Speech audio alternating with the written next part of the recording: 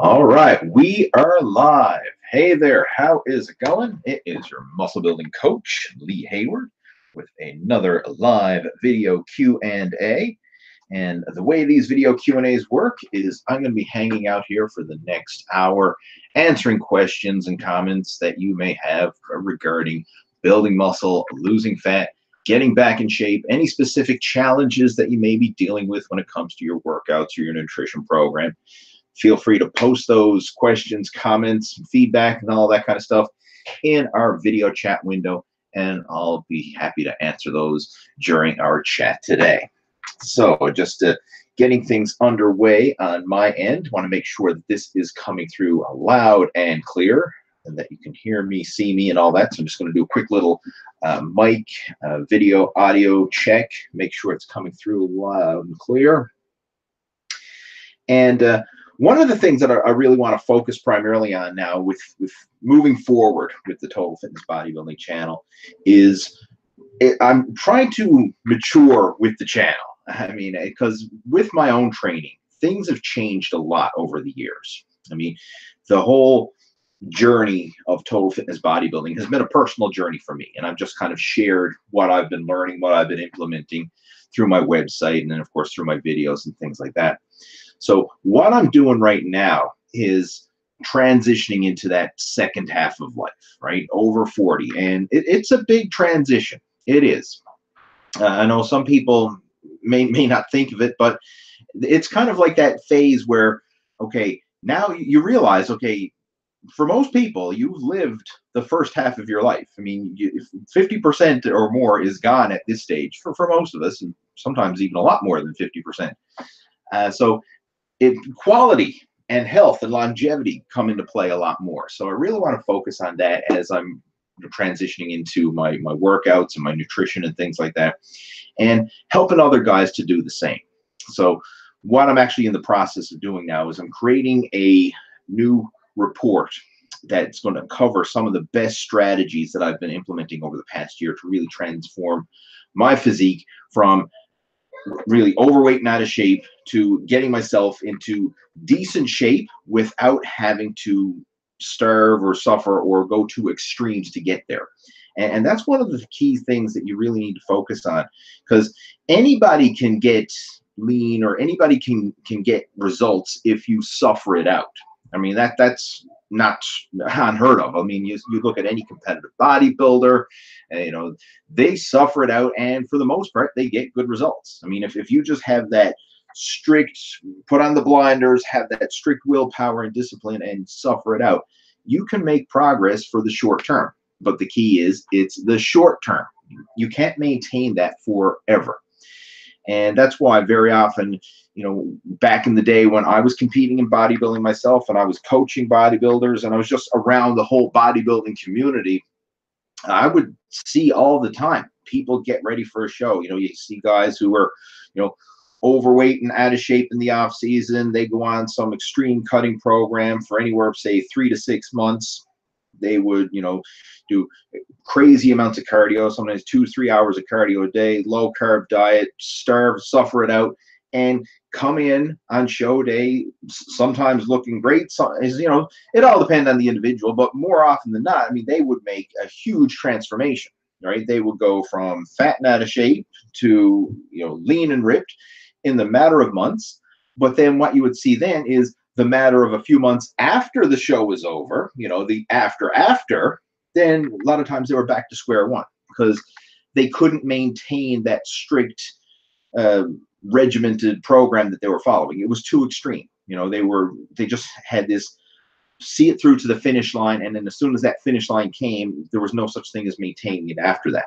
And I've been guilty of that myself. I've went through phases where all you care about is looking good for the contest, or looking good for the photo shoot, or looking good for the beach vacation or the reunion, or whatever it is that you're training for. A lot of people have these short-term goals, and there's nothing wrong with that. I mean, you can definitely use that as an extra motivation to fuel the fire and have some sort of deadline that you want to shoot for. But you have to have a game plan for after that.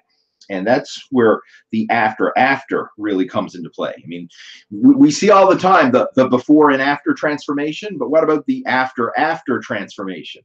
That's one that really can make or break your whole health and fitness program and your long-term, success and happiness with this. And bodybuilding competitions and these 12-week transformation programs, like the Body for Life, made these 12-week transformation challenges famous because people would start off and then go through on an extreme cut and try and get the most dramatic before and after transformation and hopefully win a prize. I mean, I was guilty of this before. I even hosted my own 12-week transformation challenges for a while.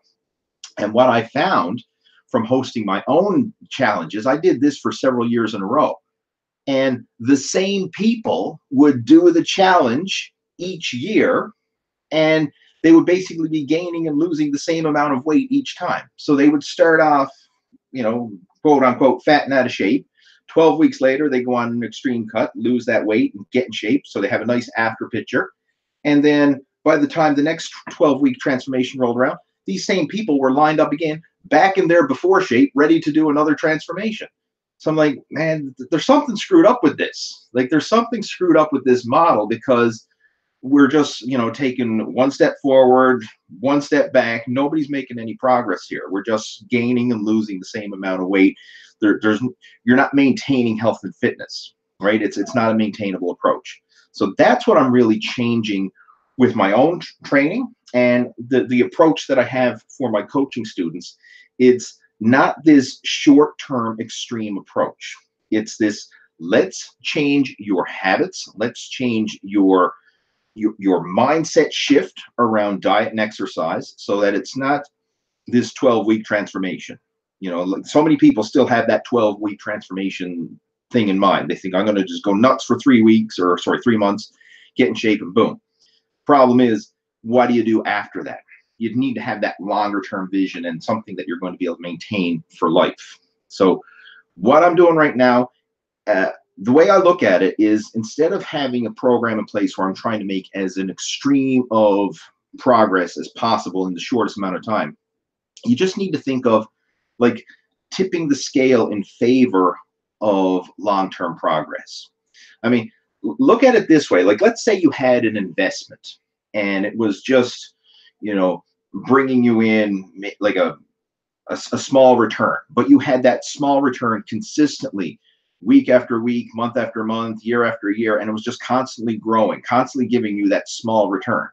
And none of this ups and downs and fluctuations where, okay, you make a bunch of money one month and then you lose it all the next month or whatever, but you just had this steady, consistent system in place. That's what I try and do now with my training and nutrition, because when you look at making progress, it doesn't have to be painful.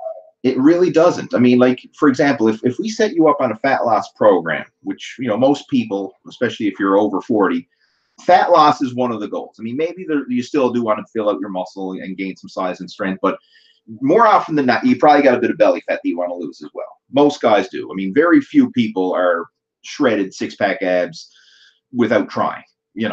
That's generally a goal for most guys. They want to lose some belly fat as well as gaining some muscle.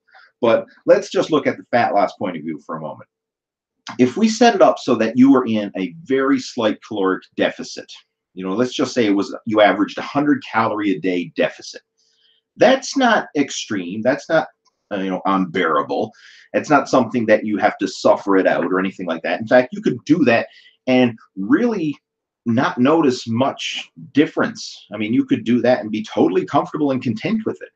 But look at the long-term progressional effect of that. If you maintained, let's just say, an average of 100 calorie a day deficit over the course of the year, I mean, you would drop body fat, you would lean out, get healthier, make progress, and you wouldn't be suffering. I mean, it would be so slow initially, you wouldn't even think anything's happening. But over the course of several weeks, several months, and of course over a year or more, you'd be like, whoa, I mean, I just dropped 10, 15 pounds of body fat over the past year without even really trying, without really suffering it out. And that's basically what I've done over the last year. I wasn't going to any extreme approach. It was just having a slight edge advantage, just tipping the scale ever so slightly in favor of moving yourself in that right direction and learning how to maintain it and be comfortable with that slight edge advantage, and just stay in that zone, so that not only are you moving in the right direction, but it's easy to maintain it for the long term. You know, you're not suffering it out like, for example, the pre-contest bodybuilder who's, you know, all they can think about is food and cheating on their diet as soon as the show is over, because they're in such an extreme caloric deficit. They're doing extreme amounts of cardio. I mean, they physically can't maintain it. They're burning themselves out, and all they can do is think about the finish line and then giving up the workouts and pigging out, right? That's all they can think of. I mean, I've been there myself. I'm sorry, I can relate to this. So you need to have that mindset shift. So like most of us are in this setup now where we're in a very slight caloric surplus. So over the course of the year, we're slowly gaining weight. You know, I mean, it doesn't seem much in the short term, but over the course of, say, 5-10 years, all of a sudden now you're 50 pounds overweight, and you're like, what the hell just happened? I mean, how did this occur, right? I mean, I was lean when I was younger, and now I'm 50 pounds overweight. What the hell happened? You want to just switch that ratio ever so slightly, so that now, instead of this slow gain at the end of the year, you have a slow fat loss at the end of the year, and maintain that over the long term. So it's a different type of viewpoint with your fitness and nutrition, more of that health, longevity, lifestyle viewpoint. But that is the secret right there to long-term fitness success. And that's what I'm really focusing on right now. And like saying, the process of putting together a little training guide that's going to share some of these strategies and how you can actually implement this without suffering it out, without causing, you know, major distress to your family, to your lifestyle, to your social situation and all that. And with some practical strategies, it's not that difficult to do. It's really not. It just takes a few habits and lifestyle changes, but you can do this and actually maintain some really good progress over the long term. So that's something you can look forward to in the very near future. And we got a lot of people joining us now, so I'm just going to jump in and start answering a whole bunch of questions. Let's see what we got. So we've got Jersey's joining us. He says, "What's up, Lee? Loud and clear." Stanley's joining us. Azim is joining us. Andreas says he's really enjoys the help. He says he's currently following the 12-week program that I put out, and he says he's going to keep me posted with his progress. Cool, I appreciate that. And that is a free download. It was a 12-week workout program that you can download right on my website, leehayward.com, if you are interested. It's an old one. It's one that I made over 10 years ago. I don't know exactly when it was, but it was probably around the mid-2000s when I put that one out. But it's still a very effective program. A lot of people have followed that and made some really good gains with it. Okay, let's see what else we got. Anthony is joining us. He says, "Lee, at what point do you consider gym life to be problematic, almost like an addiction? Have you ever felt like that, felt like you prioritize it too much?" That's a good point right there, Anthony, and it kind of gets into what I was just talking about earlier. When you take things to the extreme, and again, I'm using like competitive bodybuilders, competitive athletes, people going through these 12-week transformation challenges with hopes of getting fame and fortune from winning a contest. When you go to the extremes like that, sometimes it can be problematic to some people. I mean, we all have different levels of, personalities. I mean, some people take things to more extremes than others. Some people are better able to deal with stuff like that than others. But when it can become problematic, and meaning where you're actually shutting out other aspects of your life just to focus on getting in shape. And a competitive bodybuilder, more often than not, they do that. In fact, in order to get in peak contest shape, I would even be willing to say you have to do that. You have to be very selfish in your approach. It's almost impossible to find a successful competitive bodybuilder, someone who's at the top, at the, say, like top national level or professional level bodybuilder, who doesn't have that selfish mindset. Like, everything else is secondary to them getting ready for that competition, right? They will cut off relationships with friends and family in order to focus on their training and nutrition. They will cut off travel plans just to focus on training and nutrition. Everything else gets put to the side just to focus on that thing. Now, if you can balance it out, say, okay, this is something you're going to do for like 3 months, and then after that you can go back to a more normal lifestyle, without it having any, I guess, negative long-term implications or something like that, it's not such a big deal. But some people, it's a real emotional roller coaster for some people. You know, people go through eating disorders. I've seen that a lot. Like, I've seen competitive bodybuilders, and when I say bodybuilders, I'm talking about anyone in physique. That includes, you know, classic physique, figure, bikini, men and women. I mean, physique competition is what I'm referring to. I've seen a lot of people go through eating disorders where they, you know, they're going from one extreme to the next. And I mean, I'm not going to mention any names, but I know over the years, seeing like competitive bodybuilders who I've only seen like around contest time, and I see them, you know, on stage and competing, and like, these people are shredded and they're in awesome shape. And then I sometimes run into them a year or two down the road, and I don't even recognize them because they're ballooned up, you know, put on 50, 60, in some cases even 100 pounds of excess weight over their contest weight because they just couldn't take it anymore. You know, they go from, you know, extreme yo-yo dieting. So in those situations, absolutely, it is problematic. I mean, you need to have that balanced approach, that balanced lifestyle of fitting in your work, fitting in your family, and your social, you know, situation, and all that kind of stuff, along with having fitness enhance that stuff. I mean, when it comes to the point where fitness is taking over your life and causing, you know, the rest of your life to suffer, then it's kind of like, what's the point, right? Fitness should enhance the quality of your life, not take away from it. And again, that's, again, what I'm getting into with my new approach. This whole getting fit over 40, starting again, you know, that's what I really want to focus on, is how to make your fitness work with your lifestyle, that it's enhancing it, not taking away from it. But again, thanks for bringing that up. I mean, it is a huge topic. And one of the issues here is sometimes the people who we look up to the most, you know, the people on Instagram and on Facebook and the, you know, the social media superstars who are always posting their fitness pictures and their workout pictures and their six-pack ab pictures, a lot of them are going through that. You know, fitness has become such a priority in their life that takes over other areas, and sometimes it causes a real imbalance. You know, so I hate to say it, but some of the most messed up people I've met, personality-wise, are competitive bodybuilders and fitness people. So I mean, it can really screw with your mind, and you know, some people have a hard time holding, like, keeping a relationship together or keeping a job, you know, family situation, because I mean, they're so messed up and they're just like that one focus just on their body and fitness and physique. You know, they don't have that well-rounded, balanced approach to life. So yeah, definitely. I mean, we could talk on and on about it, but it can be definitely problematic.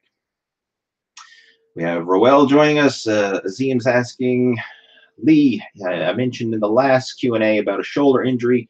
If you remember, I was thinking, what if I do partial reps or half or low range of motion? Would that be fine in your opinion?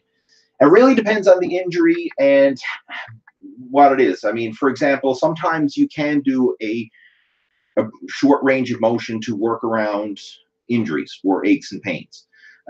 Like, for example, in your shoulder injury, if you find going really low in like a shoulder press causes the shoulder to strain, rotator cuff problem, whatever, but you find doing your presses in the top range of motion more comfortable, then hey, do it in the top range of motion. You know, you can play around with that. I mean, certain machines or even like using the power rack or whatever to limit that range of motion, that's fine. Same thing if you're doing like lateral raises. I mean, maybe, you know, you lift the dumbbell to a certain point and it causes pain, but if you only do it in the bottom range of motion, it doesn't cause as much pain. I mean, obviously, you know your body better than anyone else, but it's okay to work within, you know, partial ranges of motion if that allows you to work the muscle without causing, you know, pain and aggravation to the area that's, you know, that's suffering the injury. Just change around your exercises. I mean, certain movements may feel comfortable, whereas other movements don't. You know, so very often, if you're doing like some machine or cable exercises or even like rubber resistance band exercises, they tend to be easier on the joints, tendons, and ligaments than heavy free weight exercises. So you might want to experiment with more machines and cables and rubber fitness tubing versus free weights. I mean, that's something you might want to look into as well. Also changing up your rep ranges. You know, lighter weights, higher reps, more time under tension can sometimes allow you to train without aggravating, you know, the joints under heavy load. So there's a lot of things that you can do, but bottom line, whenever you're working around an injury, listen to your body and work within your pain threshold. And if a certain exercise or a certain move or a certain range of motion doesn't feel right, then don't do it and find another variation to do instead. Okay, moving on, we have Southern NH Drums. Says, Lee, I've been having tennis elbow in my left elbow when I do curls. Do you have any tips on diminishing that? I do have some rehab videos of tennis elbow exercises. Just do a search for Lee Hayward tennis elbow or Lee Hayward elbow tendonitis. If you do a YouTube search for that, you'll see some of the videos that I've posted there. And the same thing applies. If you're having problems with curls, you might want to just lay off the curls for a few weeks or do another curl variation. Like sometimes if you do curls with palms up, it causes pain. But if you do like a hammer curl with your palms in that neutral position with your thumbs up, it may not cause as much pain. So again, you can play around with the different variations. But if it's only with curls, then you know, like literally stop doing curls for maybe the next two to 3 weeks or even the next month, and just give that area a chance to rest and recover, you know, give that area that's inflamed. So, I mean, that's sometimes something that I've had to do in the past as well. I mean, I used to get it a lot, especially when I was training heavy. Back in my powerlifting days, especially, I used to always get tennis elbow flare up from time to time. And I have to be more selective in the exercises that I do. All right, Etiologic, I think that's the name of the user. He's saying, Lee, I was doing dumbbell shoulder presses yesterday. I noticed it's really awkward to lift the dumbbells up into position. Is there a proper technique to lift the dumbbells to the shoulders? Part of it is going to depend on how heavy you're lifting. All right, if you're lifting really heavy dumbbells, and of course that's going to depend on your individual strength, you might need to have a spotter to help you. The way I'm doing it now in my workouts, I shoot for higher repetitions. So I usually don't have a big issue with it. And all I do, I very often do standing shoulder presses. I like to do them standing because it just engages more of the core, more of those secondary and stabilizing muscle groups to support your body while you're standing. So I will literally just almost do like a big cheat curl, power clean, if you will, to get the dumbbells up to shoulder height. And I find that works fine for me, but I'm not lifting excessively heavy weight. I mean, if you're lifting like 100-pound dumbbells for shoulder presses or something like that, then yeah, it's going to be challenging. And sometimes when you see guys who are lifting really heavy weight like that, they may have spotters hand them the weight, you know, or at least have one spotter. Maybe they can muscle up one dumbbell on their own and then have somebody hand them the other dumbbell. But that is an issue for sure. When you get up to handling heavy dumbbells for pressing exercises and stuff like that, getting them in position can be awkward. And, you know, you'll see it even when you're looking at like top level bodybuilders and powerlifters and stuff. Very often in those situations, they'll have spotters to actually hand them the dumbbells or help them get into position. But what I would recommend from a practical point of view, use lighter weights, higher reps, focus on your technique, and make those lighter dumbbells feel heavier in terms of muscle activation by more time under tension and better quality of movement. You know, I find that if you do that, you'll get a better quality workout and more of a muscular contraction rather than simply trying to place a lot of excess strain on the joints, tendons, and ligaments, which can often happen when you lift excessively heavy weight. I would save the heavy exercise. Like if you're going to do really heavy low rep stuff, save it for like a barbell or maybe a machine exercise where you can safely get in position to lift the weight versus a dumbbell exercise where you're placing yourself in that vulnerable position to get the heavy weight up. James is joining us. It says, Lee, I'm doing a push-pull leg split, aiming for twice to hit both twice a week. And he's saying, sometimes I'm still sore on the second time around. What I would recommend there, if you need to, just take an extra day off. I mean, like, there's no rules saying that you have to train each body part twice a week or that you have to work out on, Monday, Wednesday, Friday, or whatever days of the week, like your muscles, joints, tendons, ligaments, your body doesn't have any concept of the days of the week. So if sometimes you're feeling a bit extra beat up, a bit sore, you need some more recovery, just take an extra day off. Have an extra day where you're just doing some cardio or some low intensity exercise like that as an active recovery day. But listen to your body. And I do this all the time. I mean, if I'm scheduled to work out on a particular day, but I'm just feeling extra sore or extra tired or whatever, I have no shame in taking another day off. I mean, I'll just do what I consider my active recovery days, which is usually some low intensity cardio, and then I'll pick it up the next day. And by doing that, waiting until your body is ready to train, where you feel mentally and physically refreshed, chances are you'll go in there and have a better quality workout than if you try and force yourself to work out while you're still feeling sore and beat down. So if I was in that situation, I mean, yeah, strive to do it, hit each body part twice a week. But if you can't do it, then just stretch it out, have an extra day of rest. And if you find that it's really happening a lot, then maybe you can even modify the volume of training that you're doing throughout the week. So for example, like if you're doing 4 sets per exercise, maybe scale it back to 3 sets per exercise or something like that, just to allow your body to handle the volume and to be able to space it out over the course of the week so that you can get the frequency that you want. All right, just grab a sip of water. Let's see what else we got. What are your favorite bicep and tricep exercises? Curls and extensions, I don't know. When it comes to biceps and triceps, some of my favorites, I really like to change it up. And I'll give you some examples. Like the whole idea of positions of flexion, and I've made videos on this before, where you're doing like mid-range, fully stretched, and peak contraction exercises. I find if you go through those series of exercises for biceps and triceps or for any major muscle group, that's when I feel the most muscle stimulation, the most muscle activation, and I guess the most satisfaction that I did a good quality workout for that body part. Now, there's other workouts where I'll train in different methods, depending on what it is I'm working on. If sometimes I'm doing like a total body workout or some sort of like metabolic conditioning circuit routine or whatever, I'll probably change it up, and I won't do a full spectrum of exercises for each muscle group. I'll probably just choose 1 or 2 exercises per body part.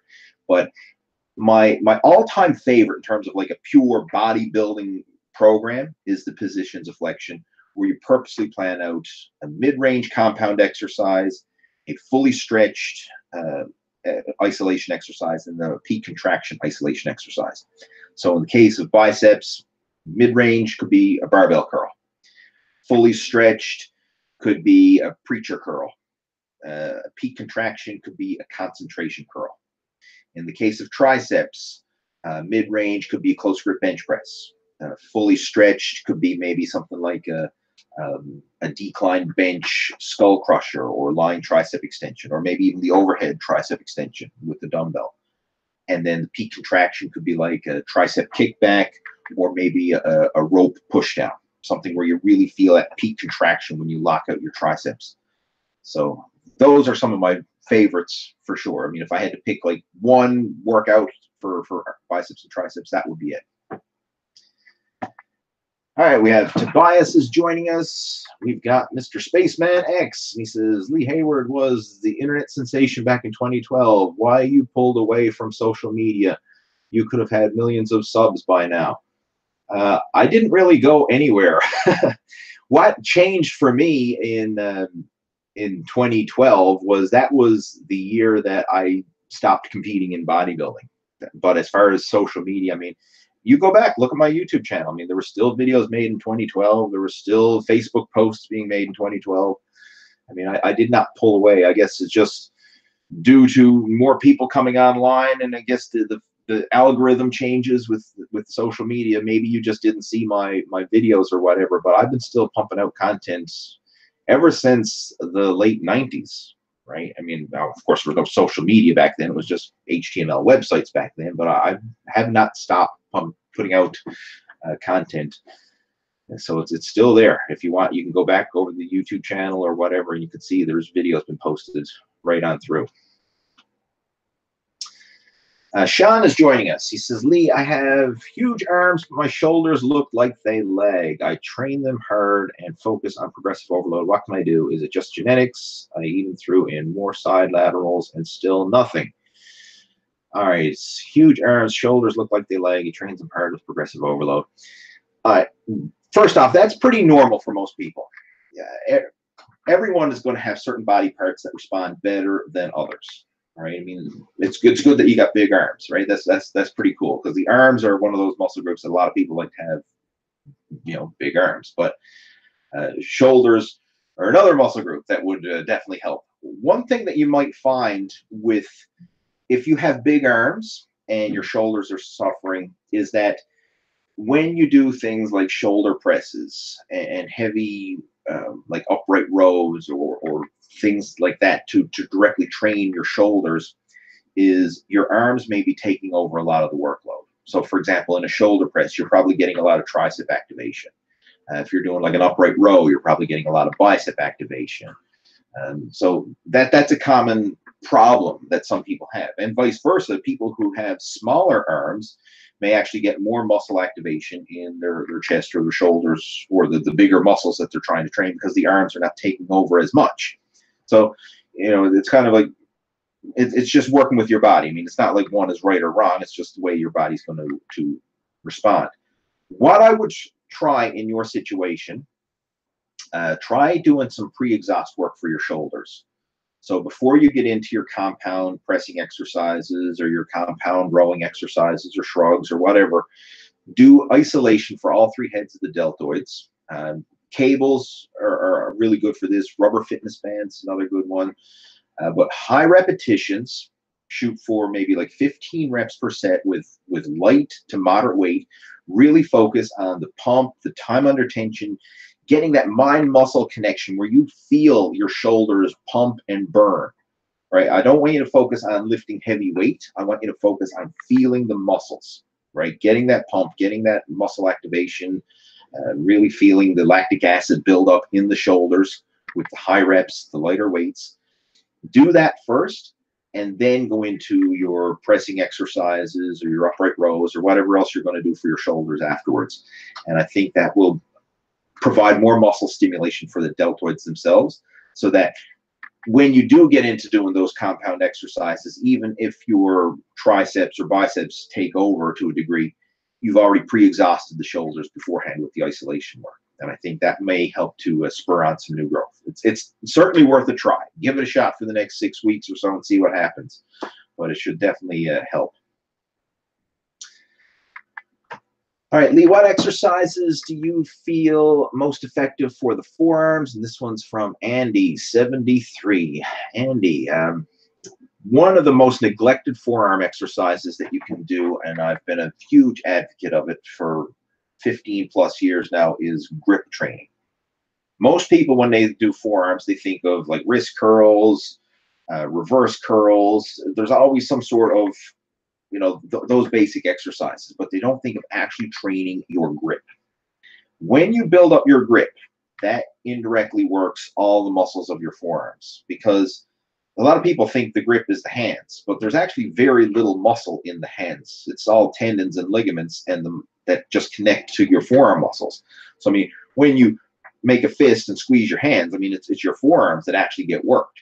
So working your grip, building up a stronger grip is one of the most underrated things that you can do for building up your forearms. And back in 2004, I really took on to this concept by using heavy grips hand grippers. This is when I first found out about them. And my grip was a lagging body part, or lagging weak link for myself for years, because what had happened is I got into relying on lifting straps early on, and I ended up using them for all my workouts. You know, for all my back workouts, anytime I did any heavy rowing or shrugging or anything like that, I always used lifting straps, and my grip just got weaker as because I wasn't focusing on it. In fact, I didn't really do any direct grip training. I always relied on the straps. So that became a huge weak link, and my forearms suffered because of that. So what I found is once I started training grip on a regular basis and really prioritizing it, within just 3 months, I had literally put on a full inch to my forearms without doing any direct wrist curls or forearm extensions at all. It was just pure grip training, put a solid inch on my forearms in just 3 months. And this wasn't newbie gains. By the time I was doing this, I mean, I had already been training for over 10 years by the time I found out about the whole grip training. So you can make some really good progress if you just focus on the grip work. And if you want some more information about this, just go to my website, leehayward.com. And then in the side menu bar, you should scroll down. There should be a link there for the Heavy Grips hand grippers. Click on that. There's more information. You can pick up a set of the grippers. And I also have a hand gripper training manual there that you can download as well. That'll help you, show you some specific grip exercises, because it's a lot more to it than just mashing a gripper. Like, a lot of people think, oh, grip training is so simple. You just get one of those, department store hand grippers and mash it shut.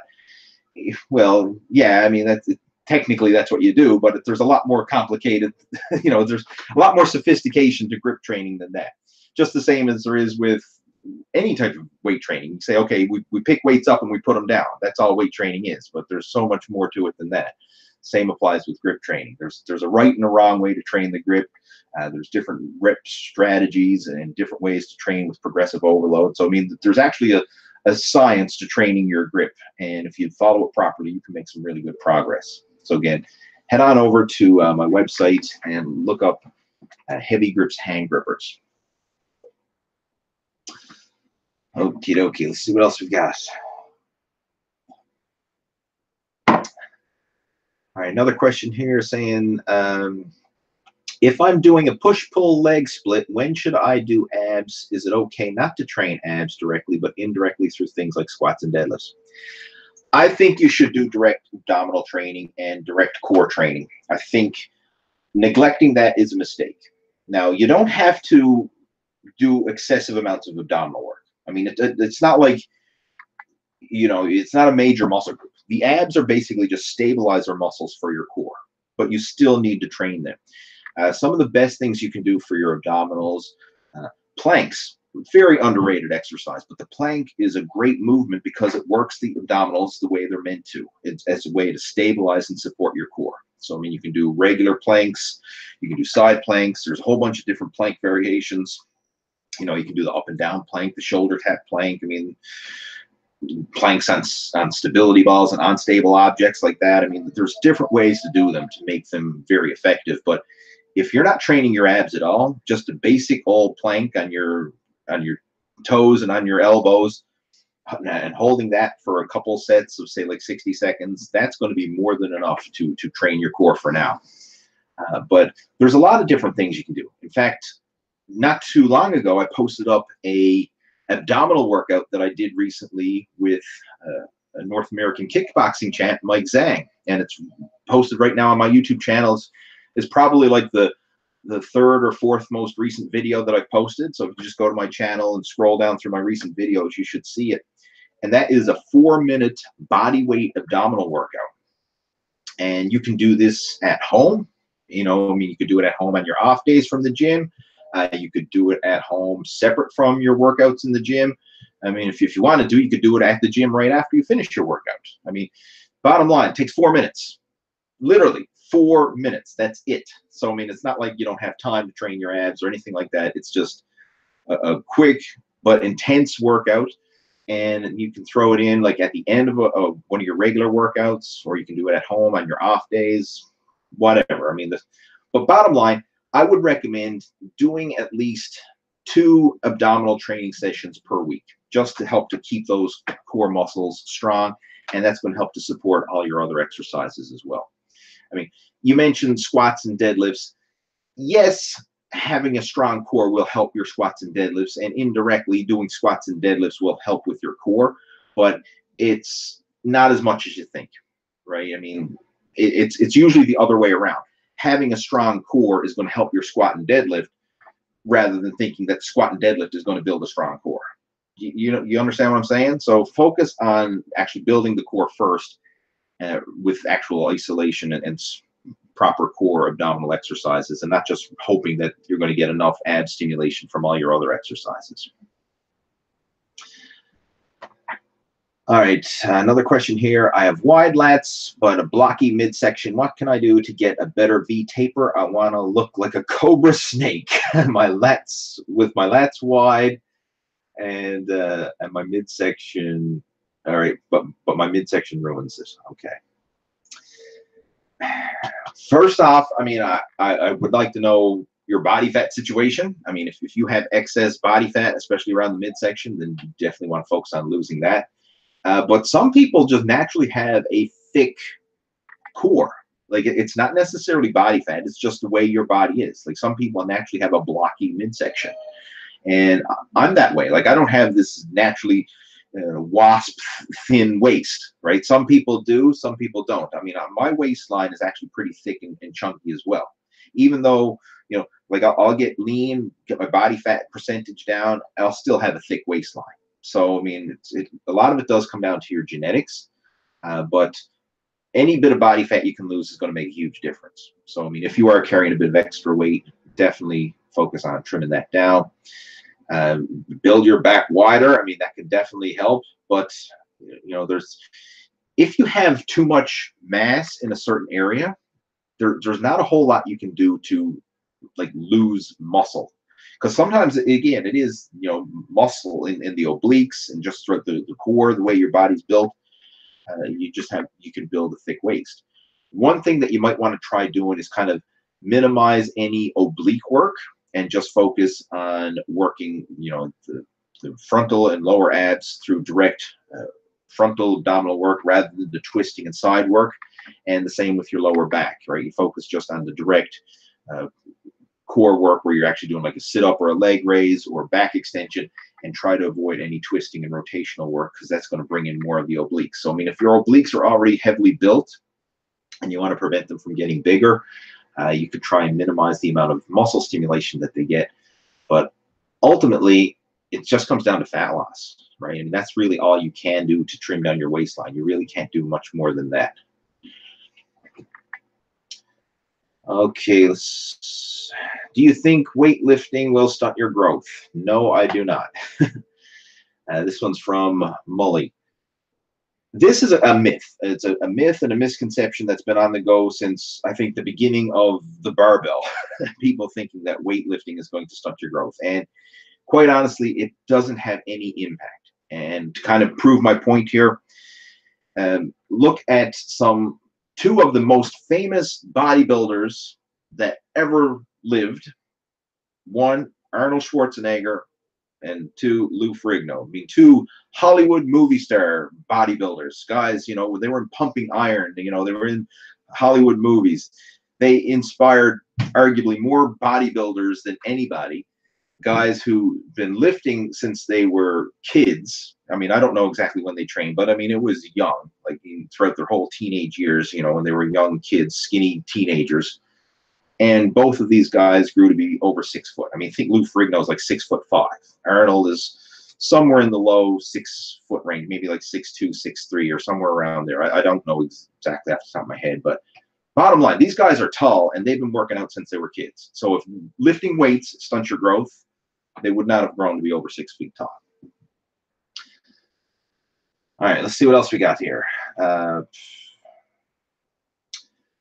We've got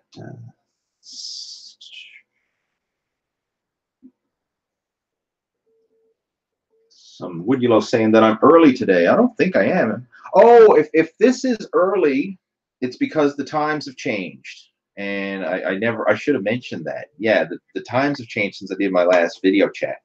We're now in daylight savings time. So if the time is a bit different for the regulars, I do apologize. I never thought of mentioning that. I just, you know, assume everybody's time changes. But no, it doesn't. Some people are in time zones where they don't have daylight savings time. So if you are off schedule today, I do apologize, but that's the reason why. Okay, we got Sidharth joining us. He says, "You've been watching me since 2014. Thank you for the support. Glad you enjoy the videos." Steve is joining us. Says, "Lee, I just want to say thanks for being the voice of reason in the cyber world full of supposed quick fixes and magic programs. Thank you for always being consistent in your training advice." Well, I appreciate that, Steve. Thank you for your comment. And that's kind of my mentality when it comes to this, is because there's so much BS and there's so much of these quick fix solutions and unrealistic expectations that people have out there, and then the whole diet and fitness industry is based on, trying to promote the get ripped quick approach, or the get in shape approach, the Hollywood miracle diet, or some crazy approach where you're going to get huge, get ripped in the matter of days or weeks or whatever. And quite honestly, it just doesn't work that way. And now, I'm not saying that you can't make progress in a short term. I mean, yes, you can make noticeable progress, but if you want to make lasting change, this is something that's going to take a long time, right? I mean, it's not a quick fix solution, and you need to take that long-term, lifelong approach to fitness if you really want to make a change and not just a quick fix. All right, James is joining us, saying great advice as always. You're welcome. Matthew's joining us.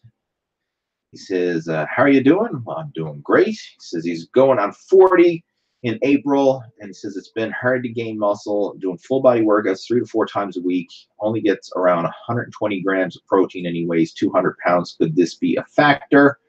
All right, Matthew, approaching the big 4-0, the big milestone.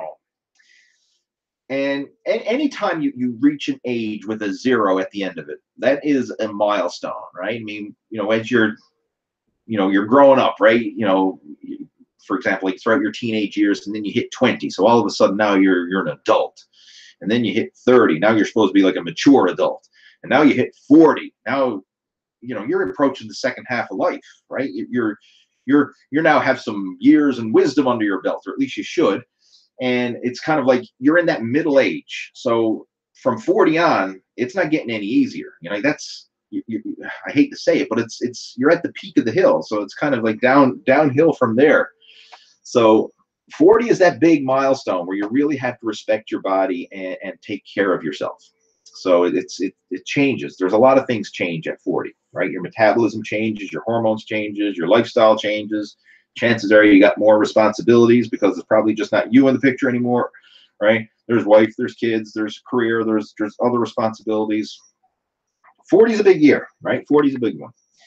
So it's not going to get any easier, but there are some strategies that you can definitely implement to make some better progress. I mean, and it mostly comes down to a mindset shift, changing your mindset, changing the way you look at it, and changing those habits, right?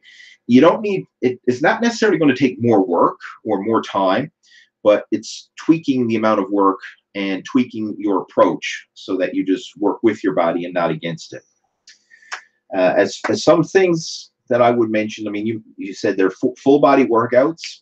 That's a good strategy. I've utilized that myself. And for people who are short on time, full body workouts are a great way to train and hit your major muscle groups frequently without spending a lot of time in the gym. One thing I would suggest, if you're doing 3 full body workouts a week, once you're beyond the beginner phase, I mean, like for when you're starting off or you're coming back to the gym after a layoff, it really doesn't matter what you do as long as you do it consistently, right? Anything done consistently will produce results at that beginner phase. Once you're beyond that, then you need to get a bit more strategic. So if you are trying to be as efficient with your workouts, don't do the same full body workout every time you go to the gym, right? You can do 3 full body workouts, but probably do different exercises each time. So you're hitting the muscles from different angles, working, providing different muscle stimulation, but still doing full body training. So just to give you an example, like let's just say day 1, you do a squat, bench, deadlift, right? Day 2, maybe you're going to do a dumbbell bench, you're going to do a front squat, and you're going to do a barbell row. Day 3 could be maybe weighted dips, or could be leg presses, and pull-ups, right? I'm just plucking exercises out. But what I'm saying is you can do different exercises for those muscle groups on your different training days, and this will help to maximize your results because you're hitting the muscles from different angles, providing different muscle stimulation, but still getting the benefit of 3 full body workouts per week. So that's one strategy. And I do have a playlist covering an advanced total body workout. If you go to my playlist section, it's an older one. I shot a few years back, but it covers a full body training program with using that idea of doing different exercises with each full body workout. As far as your nutrition, this is definitely something you want to focus on. The whole idea that the 1 gram of protein per pound of body weight, it's definitely there's a reason that rule of thumb has stood the test of time, and it's because it's a darn good recommendation and it works. So if you're struggling to get the protein in, find ways to bump it up. I mean, it could be as simple as another protein shake. I mean, you could look for different ways to bump up your protein throughout the day. Swapping out carbohydrate calories for more protein calories is a great way to bump up your protein, increase your metabolism. What I recommend for most guys, especially as you get older, have an equal balance between your macronutrients. So 1/3 protein, 1/3 carbohydrate, and 1/3 fat. So an equal third of your calorie split. And that is a good ratio that works really well for most people. So that's where I would recommend you start.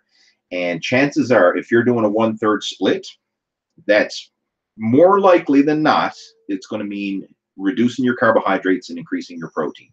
So that's where you could make up for those extra protein grams. And if you would like some more help with this, shoot me an email on my website, or actually you can head over to my new website that I put out just recently. It's called muscleafter40blueprint.com.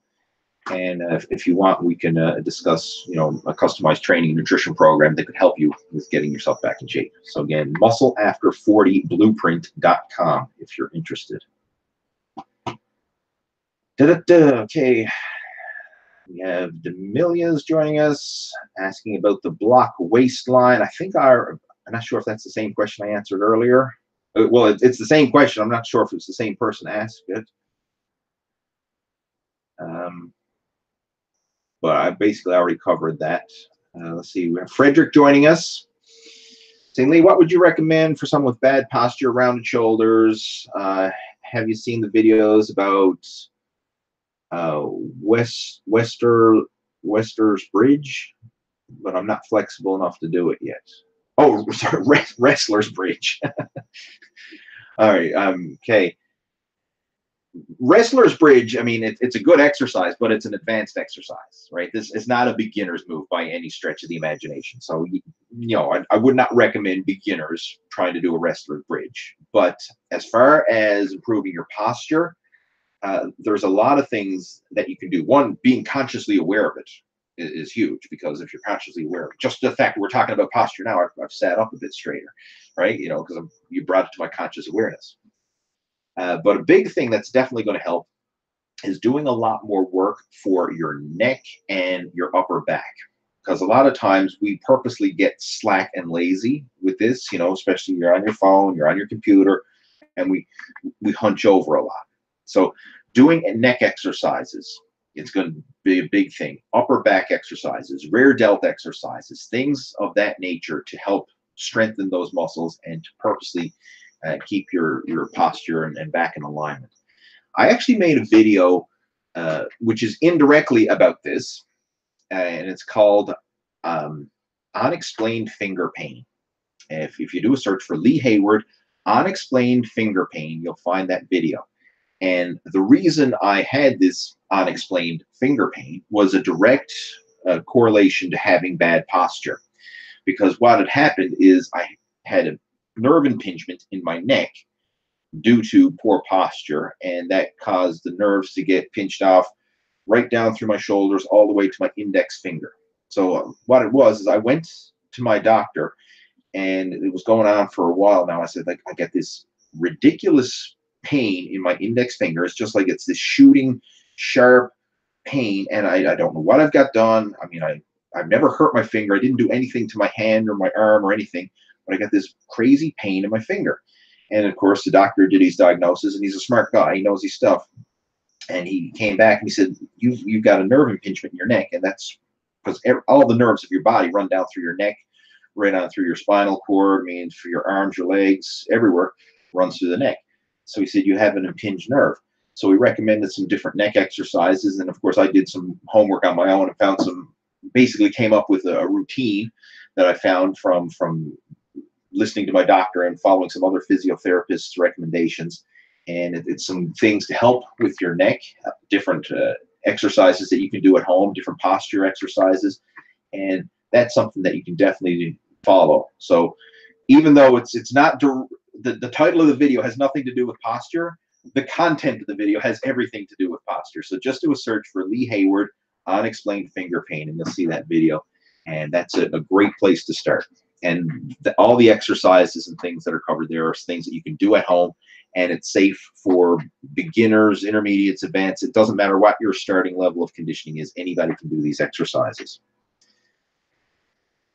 All right, let's move on. What other questions have we got coming through? How we doing for time there, guys? All right, I'll keep her going for another few minutes or so, answer a few more.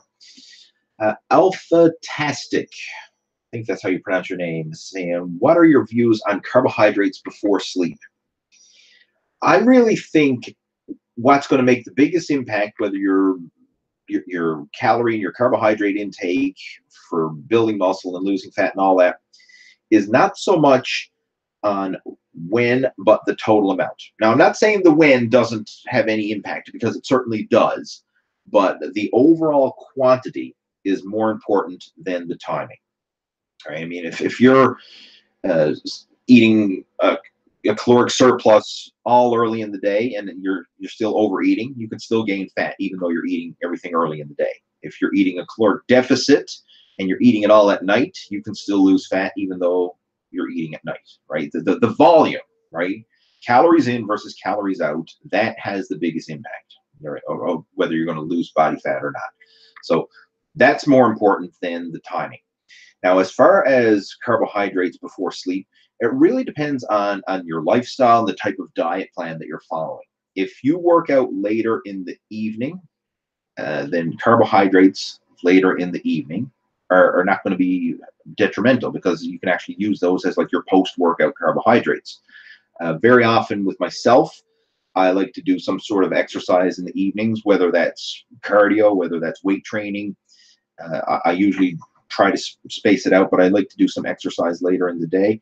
And I usually do eat carbohydrates in the evening, and I find that it works well for me. I also follow an intermittent fasting type of diet where I purposely choose to not eat earlier in the day, and I save the majority of my food for in the later hours of the day, and I find that works well. So again, it really depends on the individual situation, but the most important thing is going to be the quantity, not the timing. All right. And X Shadow WX Hunter says, cheers from Italy. Thank you for joining in. We've got an international crowd joining us today. Malhota, I think it is, says, I want to get biceps like Scott. I want Scott Steiner arms. Well, you can't have somebody else's arms, but you can definitely improve your arm development. I mentioned this in one of the earlier questions. Someone was saying, what are my favorite exercises for biceps and triceps? And I mentioned the positions of flexion style of training. So if you would like a specific arm specialization training program, you can actually go to my YouTube channel and look at my playlists. I have playlists there for arms specifically, but there's also one there for positions of flexion. And you can check that out. And if you wanted an actual step-by-step training guide, I have a full plan written out. It's called Blast Your Biceps. This is a program that I wrote a few years back, but the information is just as applicable today as it was back then.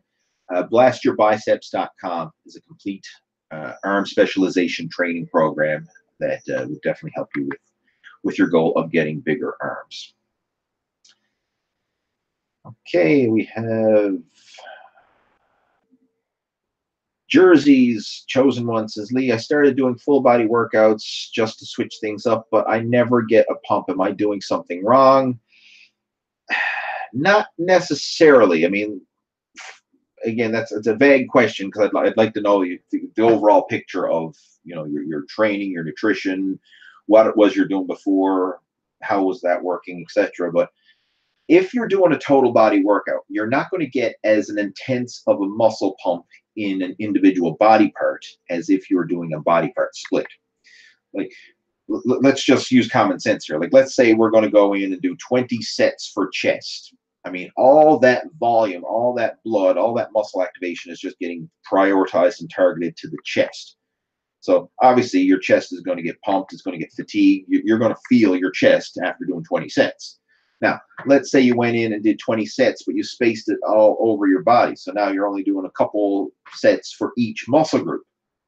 Obviously, you're not going to have that same level of intense pump or that same level of intense fatigue in an individual body part because it's spaced out over your entire body.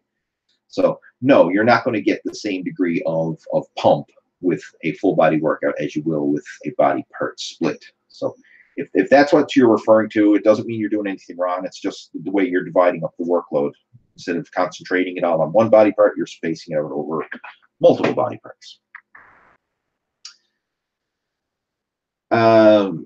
Sean is asking, he says, Lee, this sounds stupid, but how much do you think Brock Lesnar could bench in his prime? I have no idea. I'm nothing against Brock Lesnar, but I'm not like a fanboy of Brock Lesnar. Like I don't go in and search his stats or anything like that. So you know, I really only started I really only heard of Brock Lesnar back when he was doing the UFC. I mean, I knew he was a wrestler before then, but I never followed it. I wasn't a hardcore wrestling fan. I know the hardcore wrestling fans who are watching this are shocked, but no, I wasn't a hardcore wrestling fan, and I really only followed Brock Lesnar at all when he started doing the UFC. But as far as his stats or how much he could lift, I have no idea. I'm sure if you search it online, you could probably find it on his website or any social media or wherever. Stuff like that, I'm sure that it's a Google search away if you wanted to look it up. Okay, we have Vince joining us. We have Wise's Time joining us. He says, how's it going, Lee? Things are going well. Damantis Jenko is joining us. He says, any advice about push-pull leg routines? I'm starting a workout with compound movements, push, bench press, overhead press, pull, deadlift, pendlay row, legs, squat, front squats, doing 5x5. A push-pull leg routine is like the basic bodybuilding split routine. I mean, this is an old program that's been around, well, an old split that's been around, and there's a lot of different variations that you can do. What you've outlined there, I mean, it's a good basic structure. Whenever I typically do a push-pull legs, I usually start with the compound exercises first and then move into the isolation exercises afterwards. So what you've outlined there is a pretty good program. You can do like a 5x5 for those big, heavy compound lifts. And then what I would recommend is when you're getting into the isolation stuff afterwards, that would be a great time to use a higher repetition range, more time under tension, and really focusing on squeezing and contracting the muscles. So one thing I would add, like you mentioned, you know, you're going to be doing bench presses and shoulder presses. Obviously, those are great exercises. You might want to throw in some isolation work. Another little tip that may help with a push-pull legs, and this is something that I've kind of done myself, you may find it a bit hard on the shoulders. Like if you're doing bench presses and then shoulder presses in the same workout, there's a lot of carryover, right? I mean, you know, you're pressing horizontal, you're pressing vertical, but it's a lot of carryover on the shoulders. And the shoulders can be fragile. I mean, depending on, you know, your shoulder development or if you have any pre-existing mobility or injuries. I've often found that trying to combine chest and shoulders and triceps in the same workout, sometimes it would be a bit too much. So I would often space it out. So I might have my push workout would be primarily chest, And then later in the week, I'd probably throw in an extra day where I did some extra shoulder work. So it would kind of be like push, pull, legs, shoulders. And then I would repeat take adequate rest and then repeat the cycle.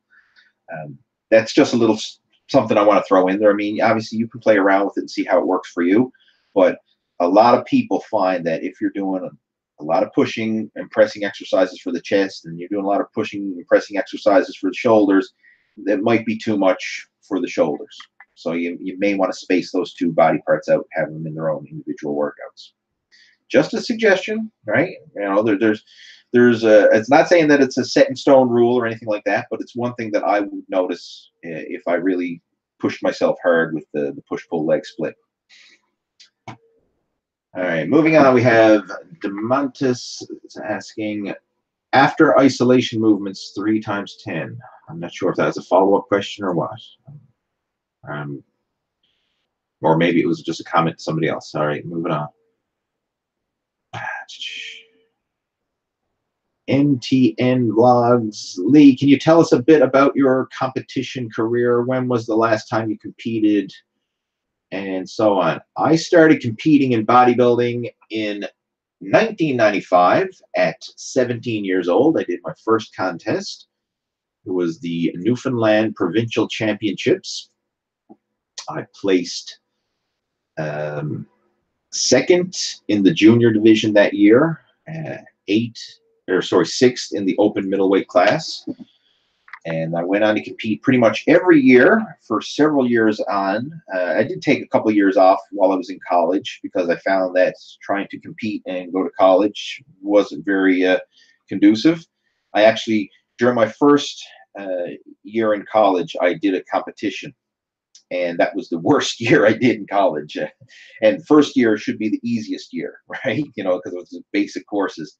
But because I was so focused on competition and, basically my whole life was focused on competition, following an extremely low-calorie diet, not really being able to think straight. I actually that was the worst year I did in school. So I took a little break for a couple of years while I was in college to focus on my studies. And then I resumed competing after that. But I've done a total of 13 competitions in bodybuilding. I also competed in powerlifting.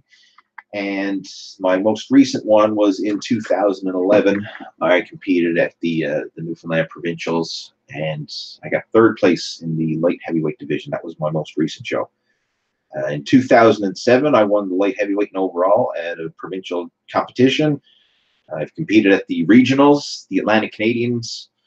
The highest I placed there was I got second place in the light heavyweight division in 2006.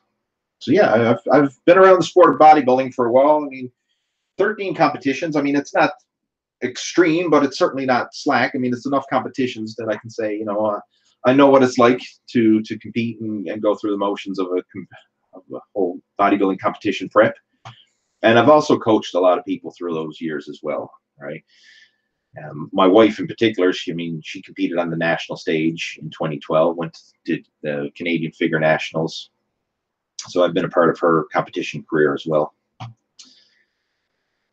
But yeah, it's like I say, I have a love-hate relationship with bodybuilding because I do love it for the sport and everything else, but I know it can be taken to the extreme. And then when you take anything to the extreme, that's when sometimes it can be, the negative aspects can come out of it. So I am strongly considering doing a comeback, as I'm in the Masters over 40 division, but it's more or less for a personal goal. I mean, I have no dreams or aspirations of trying to become a pro bodybuilder or anything like that. I mean, I know I don't have the genetics for it.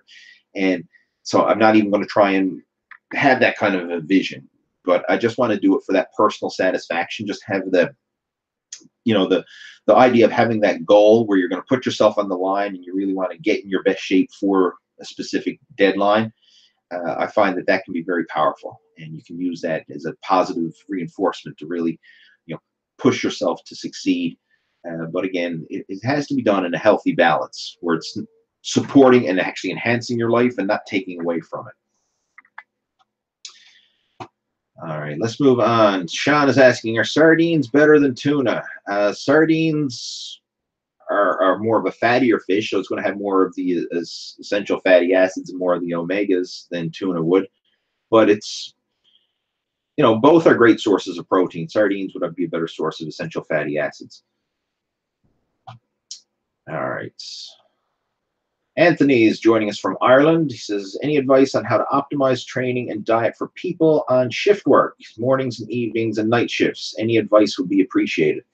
That's going to be a tough one. I mean, obviously, if you're going through the shift work, I mean, because your whole schedule, right? If, for example, if you're doing like a week of day shift and then a week of night shift and then a week of day shift, your body doesn't know when it's supposed to be asleep or when it's supposed to be awake. So that is going to have an impact, no doubt about it. I remember a few years back, my wife, when she was working, she did a phase for a few months where she was working a night shift. And even me, I mean, like, I wasn't working the night shift, but just living with her while she was working the night shift, that had an impact on me. I mean, that threw my schedule off, right? Because, I mean, like, she's sleeping in the day, and then it just throws. I mean, it's just weird, right? It does throw you off. So I mean, it's challenging for sure.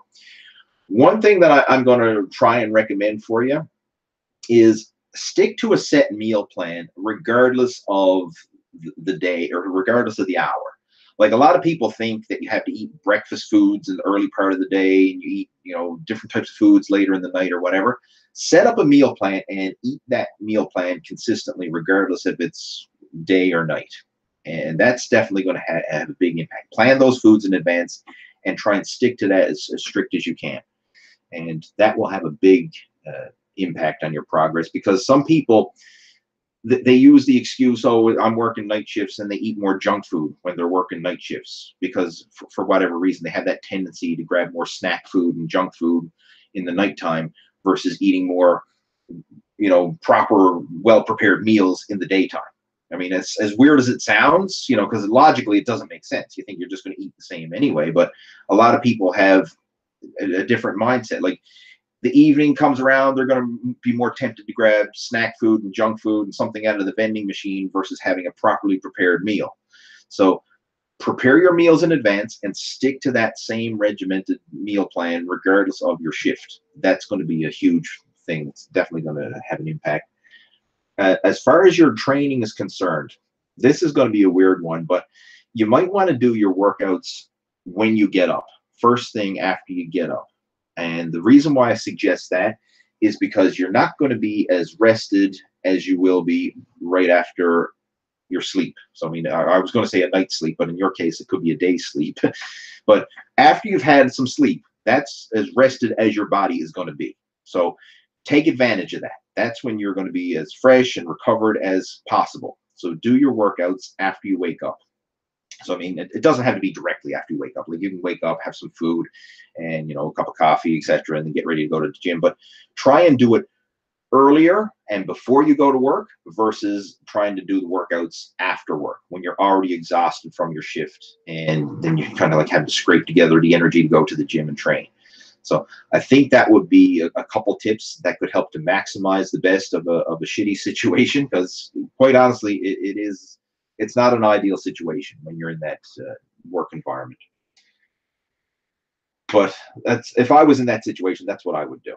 So again, hopefully that helps, Anthony, and I wish you the best with your training. All right, guys, I'm going to get ready and clue it up because we've been going now for over an hour, which is normal for me. I always say I go for an hour, but I over deliver. I always go for longer than an hour. That's very common for me. But anyway, thanks again for tuning in, guys. I always enjoy doing these video chats. I do apologize for those of you who are off schedule. You were thinking that it was going to be an hour earlier or an hour later because of the time zone or the daylight savings time change. So again, I should have mentioned that earlier, and I do apologize. I forgot about it. But next week, obviously, check your time zones. It's going to be 3:30 p.m. Eastern time. That's when we do these with the daylight savings time in effect. So hopefully enjoy the video chat, and I will talk to you next week. Take care. Over and out.